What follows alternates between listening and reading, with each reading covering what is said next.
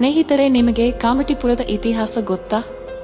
ಅಷ್ಟಕ್ಕೂ ಕಾಮಕ್ಕೂ ಈ ಕಾಮಟಿಪುರಕ್ಕೂ ಇರುವ ಅಸಲಿ ಸಂಬಂಧ ಏನು? ಇಲ್ಲಿ ವೇಶ್ಯವಾಟಿಕೆ ಶುರುವಾಗಿದ್ದು ಹೇಗೆ? ಕಾಮಟಿಪುರ ಎಷ್ಟು ದೊಡ್ಡ ವೇಶ್ಯವಾಟಿಕೆಯ ಅಡ್ಡೆ ಎಂದರೆ ಇದು ಏಷ್ಯಾ ಖಂಡದ ಅತಿ ಹೆಚ್ಚು ವೇಶ್ಯೆಯರು ವಾಸಿಸುವ ಜಾಗವೆಂದೇ ಗುರುತಿಸಲ್ಪಟ್ಟಿದೆ. ಕಾಮಟಿಪುರ ಕೆಂಪು ದೀಪದ ಕರಾಳ ಕಥೆಯನ್ನು ನೀವೇ ಒಮ್ಮೆ ಕೇಳಿ. ಬಾಲಿವುಡ್ನ ಗಂಗೂಬಾಯಿ ಕಾಟಿಯಾವಾಡಿ ಸಿನಿಮಾ ಬರುತ್ತಿದ್ದಂತೆ ಕಾಮಾಟಿಪುರದ ಹೆಸರು ಮತ್ತೆ ಮುನ್ನೆಲೆಗೆ ಬಂತು. ಅಷ್ಟಕ್ಕೂ ಕಾಮಕ್ಕೂ ಈ ಕಾಮಾಟಿಗೂ ಅಸಲಿ ಸಂಬಂಧವೇ ಇಲ್ಲ. ಇದು ಕಾರ್ಮಿಕರಿಂದ ಬಂದ ಹೆಸರು. ಆದರೆ ಬಳಿಕ ಇದು ವೇಶ್ಯಾವಾಟಿಕೆ ಅಡ್ಡೆಯಾಗಿ ಕಾಮಾಟಿಪುರ ಅಂದರೆ ರೆಡ್ ಲೈಟ್ ಏರಿಯಾ ಎನ್ನುವಂತಾಯಿತು. ಇನ್ನೂ ಕುತೂಹಲ ಮೂಡಿಸುತ್ತದೆ ಕಾಮಾಟಿಪುರದ ಕೆಂಪು ದೀಪದ ಕೆಳಗಿನ ಕರಾಳ ಕತೆ. ಅದು ಕಾಮಾಟಿಪುರ ಪಕ್ಕದ ಮಹಾರಾಷ್ಟ್ರದ ಮುಂಬೈನಲ್ಲಿರುವ ವಿಶ್ವಕುಖ್ಯಾತ ಪ್ರದೇಶ. ಅತಿ ದೊಡ್ಡ ಸ್ಲಂಗಳಲ್ಲಿ ಅದು ಒಂದು. ಈ ಕಾಮಾಟಿಪುರ ಮತ್ತೆ ಮುನ್ನೆಲೆಗೆ ಬಂದಿದೆ. ಬಾಲಿವುಡ್ನಲ್ಲಿ ಸಂಜಯ್ ಲೀಲಾ ಬನ್ಸಾಲಿ ನಿರ್ದೇಶನ, ಆಲಿಯಾ ಭಟ್ ನಟನೆಯಲ್ಲಿ ಬಂದಿರುವ ಗಂಗೂಬಾಯಿ ಕಾಟಿಯಾವಾಡಿ ಸಿನಿಮಾ ರಿಲೀಸ್ ಆಗಿ ಯಶಸ್ವಿ ಪ್ರದರ್ಶನ ಕಾಣುತ್ತಿದೆ. ಈ ಸಿನಿಮಾದ ಜೊತೆಗೆ ಕಾಮಾಟಿಪುರದ ಬಗ್ಗೆಯೂ ಭಾರೀ ಚರ್ಚೆ ನಡೆದಿದೆ. ಅದಕ್ಕೆ ಕಾರಣ ಸಿನಿಮಾದ ಮುಖ್ಯ ಪಾತ್ರವಾದ ಗಂಗೂಬಾಯಿ. ಆಕೆ ಕಾಮಾಟಿಪುರವನ್ನು ಪ್ರತಿನಿಧಿಸುವವಳು. ಅಷ್ಟಕ್ಕೂ ಕಾಮಾಟಿಪುರ ಅಂದರೆ ಏನು? ಇದರ ಹಿನ್ನೆಲೆ ಏನು? ಇಲ್ಲಿ ವೇಶ್ಯಾವಾಟಿಕೆ ಶುರುವಾಗಿದ್ದು ಹೇಗೆ? ಈ ಎಲ್ಲಾ ಕುತೂಹಲಕಾರಿ ಮಾಹಿತಿಗಳು ಇಲ್ಲಿವೆ. ಕಾಮಾಟಿಪುರ ಎನ್ನುವಂಥದ್ದು ಮುಂಬೈನ ಅತಿ ಹಳೆಯ ಏರಿಯಾಗಳಲ್ಲಿ ಒಂದು. ಈ ಪ್ರದೇಶಕ್ಕೆ ಹಿಂದೆ ಲಾಲ್ ಬಜಾರ್ ಎಂಬ ಹೆಸರಿತ್ತು. ಆಂಧ್ರಪ್ರದೇಶದಿಂದ ವಲಸೆ ಬಂದು ಮುಂಬೈನಲ್ಲಿ ನೆಲೆಸಿದ ಕಾಮಾಟಿಸ್ ವರ್ಗದ ಜನ ಮೊದಮೊದಲು ಕಟ್ಟಡ ನಿರ್ಮಾಣ ಕಾರ್ಯದಲ್ಲಿ ದಿನಗೂಲಿ ಕೆಲಸ ನಿರ್ವಹಿಸುತ್ತಿದ್ದರು. ಅವರಿಂದಾಗಿಯೇ ಕಾಮಾಟಿಪುರ ಎಂಬ ಹೆಸರು ಬಂತು ಅಂತ ಮುಂಬೈನ ಇತಿಹಾಸ ಹೇಳುತ್ತವೆ. ಅಷ್ಟಕ್ಕೂ ಕಾಮಕ್ಕೂ ಈ ಕಾಮಾಟಿಗೂ ಅಸಲಿ ಸಂಬಂಧವೇ ಇಲ್ಲ. ಇದು ಕಾರ್ಮಿಕರಿಂದ ಬಂದ ಹೆಸರು.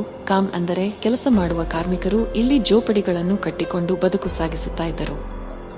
ಹಿಂದೊಮ್ಮೆ ಆಂಧ್ರಪ್ರದೇಶ ಬರಗಾಲದಿಂದ ತತ್ತರಿಸಿತ್ತು. ಬರಗಾಲದಿಂದ ಬಳಲುತ್ತಿರುವ ಜನರು ಕೆಲಸ ಹುಡುಕಲು ಮುಂಬೈಗೆ ಹೋದರು. ಈ ಪ್ರದೇಶದಲ್ಲಿ ಕಾಮತಿಪುರ ಎಂಬ ಹೆಸರು ಬಹಳ ಜನಪ್ರಿಯವಾಯಿತು. ಆಗ ಇದನ್ನು ಕಷ್ಟಪಟ್ಟು ದುಡಿಯುವ ಜನರ ವಸಾಹತು ಎಂದು ಕರೆಯಲಾಗುತ್ತಿತ್ತು. ಕೆಲಸ ಮಾಡುವ ಏರಿಯಾ ಎನ್ನುವ ಅರ್ಥದಲ್ಲಿ ಕಾಮಾಟಿಪುರ ಎನ್ನುವ ಹೆಸರು ಬಂತು. ಆಮೇಲೆ ಅದು ವೇಶ್ಯಾವಾಟಿಕೆಯ ಅಡ್ಡೆಯಾಗಿ ಕಾಮಾಟಿಪುರ ಅಂದರೆ ರೆಡ್ ಲೈಟ್ ಏರಿಯಾ ಎನ್ನುವಂತಾಯಿತು. ಬ್ರಿಟಿಷ್ ಅಧಿಕಾರಿಗಳ ಕಾಮದಾಹಕ್ಕೆ ಬಲಿಯಾದ ಕಾಮಾಟಿಪುರ. ಸ್ವಾತಂತ್ರ್ಯ ಪೂರ್ವದಲ್ಲಿ ಇಲ್ಲಿ ಅಷ್ಟೊಂದು ವೇಶ್ಯಾವಾಟಿಕೆ ಇರಲಿಲ್ಲ. ಆದರೆ ಬ್ರಿಟಿಷರ ಆಳ್ವಿಕೆಯಲ್ಲಿ ಮೊಟ್ಟಮೊದಲು ವೇಶ್ಯಾ ಚಟುವಟಿಕೆಗಳು ಈ ವಲಯದಲ್ಲಿ ಆರಂಭವಾದವು. ಮಹಾನಗರದ ಕಾಸ್ವೇಗಳು ನಿರ್ಮಾಣವಾದ ನಂತರ ಮುಂಬೈಗೆ ಸೇರಿದ 7 ದ್ವೀಪಗಳ ಸ್ಥಳಗಳು ಒಟ್ಟಾಗಿ ಸೇರಿದವು. ಅಲ್ಲಿನ ಕಟ್ಟಡ ಕಾರ್ಮಿಕರೆಲ್ಲ ಇಲ್ಲೇ ಇರುವುದಕ್ಕೆ ಶುರು ಮಾಡಿದ್ದರು. ನಿಧಾನಕ್ಕೆ ಇದು ವೇಶ್ಯಾವಾಟಿಕೆ ಅಡ್ಡೆಯಾಗಿ ಬದಲಾಯಿತು. ಬ್ರಿಟಿಷ್ ಅಧಿಕಾರಿಗಳ ಕಾಮದಾಹ ತಣಿಸುವ ಕೇಂದ್ರ.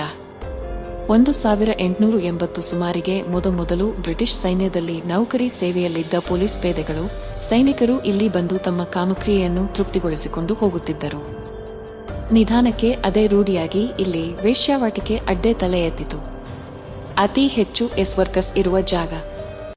ಬಹುಶಃ ನೀವು ನಂಬಲಿಕ್ಕಿಲ್ಲ, ಕಾಮಾಟಿಪುರ ಎಷ್ಟು ದೊಡ್ಡ ವೇಶ್ಯಾವಾಟಿಕೆಯ ಅಡ್ಡೆ ಎಂದರೆ ಇದು ಏಷ್ಯಾ ಖಂಡದ ಅತಿ ಹೆಚ್ಚು ವರ್ಕರ್ಸ್ ವಾಸಿಸುವ ಜಾಗವೆಂದು ಗುರುತಿಸಲ್ಪಟ್ಟಿದೆ. ಈ ಮೊದಲು ಇಲ್ಲಿನ ಅತಿ ಹೆಚ್ಚಿನ ಜನ ವರ್ಕ್ನಲ್ಲೇ ತೊಡಗಿದ್ದರು. ಏಡ್ಸ್ ರೋಗದ ಅಡ್ಡೆಯಾದ ಕಾಮಾಟಿಪುರ. 1990ರ ಹೊತ್ತಿಗೆ ಕಾಮಾಟಿಪುರ ಇಡೀ ವಿಶ್ವದಾದ್ಯಂತ ಸುದ್ದಿ ಮಾಡಿತ್ತು. ಅದು ಮಾರಕ ಏಡ್ಸ್ ರೋಗದಿಂದ. ಏಡ್ಸ್ ರೋಗ ಹೆಚ್ಚಾಗಿ ಹಬ್ಬಿದ ಮೇಲೆ ಪೊಲೀಸರ ಕಾರ್ಯಾಚರಣೆಗಳ ಸಹಾಯದಿಂದ ಸ್ಥಿತಿಯನ್ನು ನಿಯಂತ್ರಿಸಲು ಕೆಲಸ ಮಾಡಲಾಯಿತು. ಸ್ವಲ್ಪ ಸಮಯದ ಬಳಿಕ ವರ್ಕರ್ಸ್ಗಳು ಕಡಿಮೆಯಾದ ಹಾಗೆ ಕಂಡಿತು. ಈಗ ಇಲ್ಲಿ ವೇಶ್ಯೆಯರ ಸಂಖ್ಯೆ ಎಷ್ಟಿದೆ? 1992ರಲ್ಲಿ ಇಲ್ಲಿ ಮೊದಲ ಬಾರಿ ಸರ್ವೆ ನಡೆಯಿತು. ಅಂದಿನ ಬಾಂಬೆ ಮುನಿಸಿಪಲ್ ಕಾರ್ಪೊರೇಷನ್ ಸುಮಾರು ಸರ್ವೆ ಮಾಡಿ ಸುಮಾರು 50,000 ವರ್ಕರ್ಸ್ ಇರುವುದಾಗಿ ದಾಖಲಿಸಿತ್ತು. 2009ರಲ್ಲಿ ಅದು ಇಳಿದು ಕೇವಲ 16,000ಕ್ಕೆ ಕಡಿಮೆ ಆಯಿತು. ಈಗ ಸದ್ಯ 2,000ಕ್ಕಿಂತ ಕಡಿಮೆ ವೇಶ್ಯೆಯರು ಇದ್ದಾರೆ ಎನ್ನಲಾಗುತ್ತದೆ. ಇನ್ನು ಕೆಲವು ಜನ ಮಹಾರಾಷ್ಟ್ರದ ಹಲವು ಪ್ರದೇಶಗಳಿಗೆ ಹೋಗಿ ನೆಲೆಸಿರುವುದಾಗಿ ತಿಳಿದು ಬಂದಿದೆ. ಅಲ್ಲಿ ಇರುವವರೆಲ್ಲ ವೇಶ್ಯೆಯರ? ಖಂಡಿತ ಅಲ್ಲ. ಇಲ್ಲಿ ಬೇರೆ ಬೇರೆ ಕೆಲಸ ಮಾಡುವ ಕಾರ್ಮಿಕರು, ಉದ್ಯೋಗಿಗಳು ಇದ್ದಾರೆ. ಸುಮಾರು 7 ರಿಂದ 8 ಲೇನ್ಗಳ ವ್ಯಾಪ್ತಿಯಲ್ಲಿ ಮಾತ್ರ ಮೊದಲು ವೇಶ್ಯಾವಾಟಿಕೆ ನಡೆಯುತ್ತಾ ಇತ್ತು. ಆದರೆ ಇದೀಗ ಆ ಸಂಖ್ಯೆ ಕುಸಿದಿದೆ ಎನ್ನಲಾಗುತ್ತಿದೆ. ಕಾಮಾಟಿಪುರ ವಾರ್ಡ್ ಆಗಿದ್ದು ಇಲ್ಲಿಂದ ಕಾರ್ಪೊರೇಟರ್ ಸಹ ಇದ್ದಾರೆ. ಇಲ್ಲಿ ಶಾಲೆ, ಆಸ್ಪತ್ರೆಗಳಂತ ಸೇವೆಗಳು ಶುರುವಾಗಿವೆ. 2003-04ರಲ್ಲಿ ಏಡ್ಸ್ ಜನಜಾಗೃತಿ ಅಭಿಯಾನದ ಕಾರಣ ಇಲ್ಲಿ ಗ್ರಾಹಕರ ಸಂಖ್ಯೆ ಕಡಿಮೆಯಾಗುತ್ತಾ ಬರತೊಡಗಿತ್ತು. ಆ ದಿನಗಳಲ್ಲಿ ಬಲ್ಬಿರ್ ಪಾಷಾ ಎನ್ನುವ ಜಾಹೀರಾತು ಬಹಳಷ್ಟು ವಿವಾದವನ್ನು ಸೃಷ್ಟಿಸಿತ್ತು. ಸ್ತ್ರೀಯರಿಂದಲೇ ಏಡ್ಸ್ ಬರುತ್ತದೆ ಎನ್ನುವ ಛಾಪು ಬೀರಿದ ಈ ಜಾಹೀರಾತಿನ ನಂತರ ಈ ಕಡೆ ಪುರುಷರು ಬರುವುದು ಕಡಿಮೆಯಾಗುತ್ತಾ ಬಂದಿತ್ತು. ಅನಂತರ ಈ ಜಾಹೀರಾತು ವಿರುದ್ಧ ಮಹಿಳಾ ಆಯೋಗಕ್ಕೂ ದೂರು ನೀಡಲಾಗಿತ್ತು. 21ನೇ ಶತಮಾನ ಆರಂಭವಾಗುತ್ತಲೇ 2002-03ರಿಂದ ವೇಶ್ಯಾವಾಟಿಕೆ ನಡೆಸುತ್ತಿದ್ದ ಕಾಮಾಟಿಪುರದ ಅನೇಕ ಕೊಠಡಿಗಳನ್ನು ನಷ್ಟದ ಕಾರಣ ಮಾರಾಟ ಮಾಡುವ ದೃಶ್ಯ ಆರಂಭವಾಯಿತು. ಆ ದಿನಗಳಲ್ಲಿ ಎಸ್ಟಿಡಿ ಬೂತ್, ರದ್ದಿ ಅಂಗಡಿ, ಚಹದ ಕ್ಯಾಂಟೀನ್, ಗಾರ್ಮೆಂಟ್ ಹೀಗೆ ಒಂದೊಂದೇ ಅಂಗಡಿಗಳು ಕಂಡುಬರತೊಡಗಿತು. ಈ ಪ್ರದೇಶ ಕಳಂಕಿತವಾಗಿರುವ ಕಾರಣ ಮರ್ಯಾದಸ್ಥರು ಇಲ್ಲಿನ ಕೊಠಡಿಗಳನ್ನು ಖರೀದಿಸುವುದಿಲ್ಲ.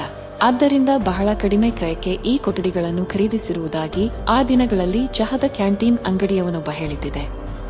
ಅನಂತರ ಅನೇಕ ವೇಶ್ಯೆಯರು ಉಪನಗರಗಳಿಗೆ ವಲಸೆ ಹೋದದ್ದಿದೆ. ರೈಲ್ವೆ ಸ್ಟೇಷನ್ಗಳ ಅಕ್ಕಪಕ್ಕ ತಿರುಗಾಡುತ್ತಾ ಗ್ರಾಹಕರನ್ನು ನಿರೀಕ್ಷಿಸುತ್ತಿರುವ ವೇಶ್ಯೆಯರ ಸಂಖ್ಯೆ ಹೆಚ್ಚಿತು. ಕೊರೋನಾ ಕಾಲದ 6 ತಿಂಗಳಲ್ಲಿ ಕಾಮಾಟಿಪುರದ ವೇಶ್ಯೆಯರ ಮಕ್ಕಳು ಶಾಲೆಗೆ ಹೋಗುತ್ತಿಲ್ಲ, ಎಸ್ ವರ್ಕರ್ಗಳು ತಮಗೆ ಕೆಲಸವೂ ಇಲ್ಲ, ಸರ್ಕಾರದ ಆರ್ಥಿಕ ಸಹಾಯವೂ ಇಲ್ಲ ಎಂದು ಗೋಳು ಹೊಯ್ಯುತ್ತಿದ್ದಾರೆ.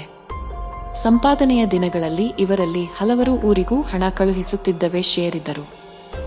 ಈಗ ಸಂಬಂಧಿಕರು ಕೂಡ ವಿಚಾರಿಸುವುದು ಬಿಟ್ಟಿದ್ದಾರಂತೆ. ಲಾಕ್ಡೌನ್ನಲ್ಲಿ ಕಾಮಾಟಿಪುರದ ಎಲ್ಲಾ ಗಲ್ಲಿಗಳನ್ನು ಸೀಲ್ ಮಾಡಲಾಗಿತ್ತು. ಪೊಲೀಸರು ಹೊರಗೂ ಬಿಡುತ್ತಿರಲಿಲ್ಲ, ಒಳಗೂ ಬಿಡುತ್ತಿರಲಿಲ್ಲ.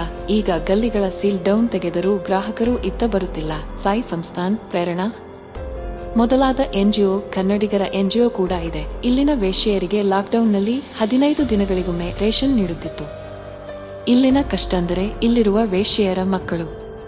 ಕಾಮಾಟಿಪುರದ ಏರಿಯಾದಲ್ಲಿ ಎಸ್ ವರ್ಕರ್ಗಳ ಸುಮಾರು 500ರಷ್ಟು ಮಕ್ಕಳಿದ್ದಾರೆ. ಅವರು ಸಾಯಿ ಸಂಸ್ಥಾನ ನಡೆಸುವ ಶಾಲೆಯಲ್ಲಿ ಓದುತ್ತಾರೆ. ರಾತ್ರಿಗೆ ಸ್ವಯಂ ಸೇವಾ ಸಂಸ್ಥೆ ನಡೆಸುವ ನೈಟ್ ಶೆಲ್ಟರ್ಗೆ ತೆರಳುತ್ತಾರೆ. ಲಾಕ್ಡೌನ್ ಕಾಲದಲ್ಲಿ ಮಕ್ಕಳ ಬದುಕು ನರಕವಾಗಿತ್ತು. ಓದು ನಿಂತು ಹೋಗಿದೆಯಾದರೂ ಈಗ ಮತ್ತೆ ಆನ್ಲೈನ್ ಓದಿನ ಪ್ರಯತ್ನ ಸಾಗಿದೆ. ಸದಾಕಾಲ ಮನೆಯಲ್ಲಿರುವುದರಿಂದ ಎಸ್ ವರ್ಕರ್ಗಳಿಗೆ ತಮ್ಮ ಕೆಲಸವನ್ನು ಮಾಡುವಂತಿಲ್ಲ. ಒಂದೊಮ್ಮೆ ಅಸಹಾಯ. ತಿರಸ್ಕೃತ ನಾರಿ ಸಂಘದ ಅಂದಿನ ಅಧ್ಯಕ್ಷೆ ರುಕ್ಮಿಣಿಬಾಯಿ ಬನ್ಸೊಡೆ ಆ ದಿನಗಳಲ್ಲಿ ತನಾಡುತ್ತಾ ವೇಶ್ಯೆಯರ ಸಂಕಷ್ಟಗಳಿಗೆ ಯಾರೂ ಸ್ಪಂದಿಸುತ್ತಿಲ್ಲ ಎಂದಿದ್ದರು. ಭಾರತೀಯ ಪತಿತಾ ಉದ್ಧಾರ್ ಸಭಾದ ಅಧ್ಯಕ್ಷರಾದ ಖೈರಾತಿಲಾಲ್ ಬೋಲಾ ತಿಳಿಸಿದಂತೆ ಭಾರತದಲ್ಲಿ ಪ್ರಮುಖ ಸುಮಾರು 110 ರೆಡ್ ಲೈಟ್ ಕ್ಷೇತ್ರಗಳಿವೆ. ಇಲ್ಲಿ 28 ಲಕ್ಷಕ್ಕೂ ಹೆಚ್ಚು ಎಸ್ ವರ್ಕರ್ಗಳಿದ್ದಾರೆ ಹಾಗೂ 54 ಲಕ್ಷದಷ್ಟು ಇವರಿಗೆ ಮಕ್ಕಳಿದ್ದಾರೆ. ಇವರಲ್ಲಿ ಅನೇಕರು ತಮ್ಮ ಮಕ್ಕಳನ್ನು ಬೇರೆಡೆ ಇರಿಸಿದ್ದಾರೆ. ಒಂದೋ ಅವರು ವಿದ್ಯಾಭ್ಯಾಸ ಮಾಡುತ್ತಿದ್ದಾರೆ ಅಥವಾ ಕೆಲಸಕ್ಕೆ ಹೋಗುತ್ತಿದ್ದಾರೆ. ಇವರಿಗೆ ಹಣ ಹೇಗೆ ತಾಯಿ ಕಳುಹಿಸುತ್ತಿದ್ದಾರೆ ಎಂದು ಗೊತ್ತಾಗದಂತೆ ಜಾಗ್ರತೆ ವಹಿಸಲಾಗುತ್ತದೆ. ದೇಶದಲ್ಲಿ ಭಾರತೀಯ ಪತಿತಾ ಉದ್ಧಾರ್ ಸಭಾ ಕೆಲವೆಡೆ ಶಾಲೆಗಳನ್ನು ನಡೆಸುತ್ತದೆ. ಇತ್ತ ನ್ಯಾಷನಲ್ ಏಡ್ಸ್ ಕಂಟ್ರೋಲ್ ಆರ್ಗನೈಸೇಷನ್ ಅನುಸಾರ ದೇಶದಲ್ಲಿ ಸುಮಾರು 9 ಲಕ್ಷದಷ್ಟು ಎಸ್ ವರ್ಕರ್ಗಳು ಇದ್ದಾರೆ ಎನ್ನುತ್ತದೆ.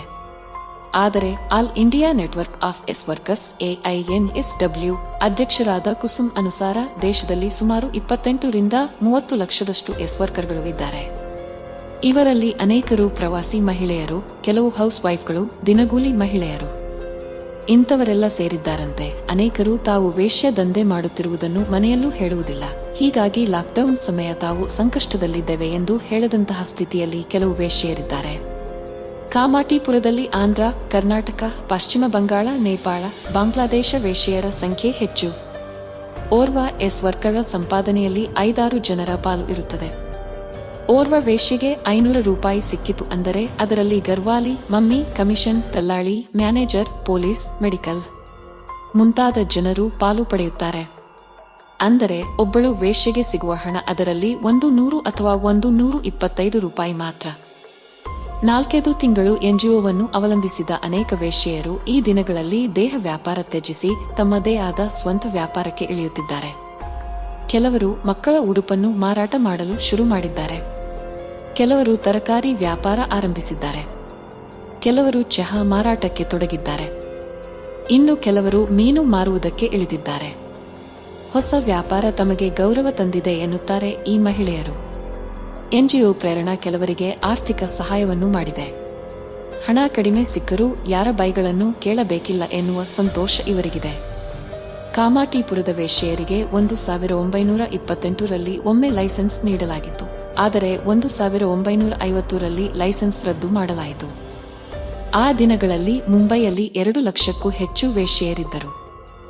18-19ನೇ ಶತಮಾನದಲ್ಲಿ Europe, Japan ವೇಶ್ಯೆಯರು ಮುಂಬೈಯ Kamathipura, ಶುಕ್ಲಾಜಿ street, ಫಾಕ್ಲಂಡ್ road ಹಾಗೂ ಪೀಲಾ ಹೌಸ್ಗೆ ಬರುತ್ತಿದ್ದರು ಎನ್ನುವ ಮಾತು ಇಲ್ಲಿನ ಪ್ರಸಿದ್ಧಿಗೆ ಸಾಕ್ಷಿಯಾಗಿ. ಅಂದಹಾಗೆ ಈ ಕಾಮಾಟಿಪುರದಲ್ಲಿ ಇರುವವರೆಲ್ಲರೂ ವೇಶ್ಯೆಯರಲ್ಲ. ಇಲ್ಲಿ ಬೇರೆ ಬೇರೆ ಉದ್ಯೋಗ ಮಾಡುವವರು ಇದ್ದಾರೆ. ವೇಶ್ಯೆಯರ ಮಕ್ಕಳು ಓದಿ ನೌಕರಿ ಪಡೆದವರು ಇದ್ದಾರೆ. ಕೆಲವರು ದೇಶ ವಿದೇಶಗಳಲ್ಲಿ ಸಾಧನೆ ಮಾಡಿದವರು ಇದ್ದಾರೆ. ಶಿಕ್ಷಣ ಜಾಗೃತಿಯಿಂದಾಗಿ ಕಾಮಾಟಿಪುರ ನಿಧಾನಕ್ಕೆ ಬದಲಾಗುತ್ತಿದೆ.